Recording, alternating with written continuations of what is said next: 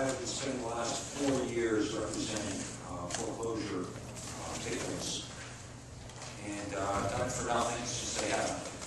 I'm just going to read from a speech that I put together, but I've been listening to the various people who've been speaking today, particularly the ones in opposition. I am here, I helped draft 3282, and this is my time. My father was a simple man, and I'm a simple man. I can't think of another contract in my life other than a mortgage or a note that can be where I can be accused of a breach and have execution taken on me without my having a day in court. Now, the banks talk about timing. I find the timing aspect absolutely fascinating. The banks are the ones who complicated this matter of MERS, with selling notes around the world and selling their notes in various places. I've dealt with Bank of America, Wells Fargo, Chase, who has on a regular basis not filed with our Secretary of State's office while trying to foreclose through foreign corporations that are not registered to do business here.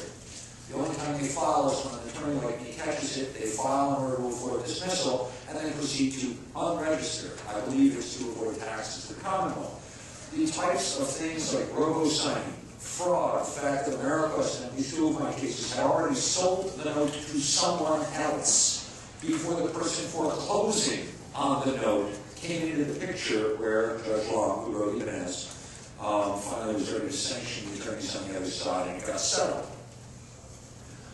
The banks really don't have any reason to complain about the delay here. We are not talking, I think as he said, about inventory. We are talking about people. The banks seem to have forgotten that because they have embedded this entire mortgage and note process into some complex mind where you can't find your way through it. What I'm looking for is to go back to basics.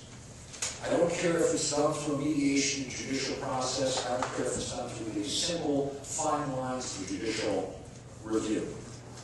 It is simply unfair and an anathema to a constitutional viewpoint that someone should be able to have a home that is their greatest asset, that is their most expensive asset, that is conceivably the one they're going to lose, taken away from them through going to the land court on the Soldiers and Sailors Act file, which they have called service members. The only defense you have, according to that court, which is incorrect, the only defense you have is, I am a service member, and if you can't do that, publication loss of house.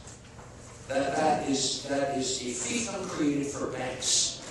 It is not a fundamentally fair process for homeowners or anyone else. Just trying to think of another contract that you can claim a breach on and execute on, find liability on, and do without going to court. The final thing I would mention is that, yes, I will.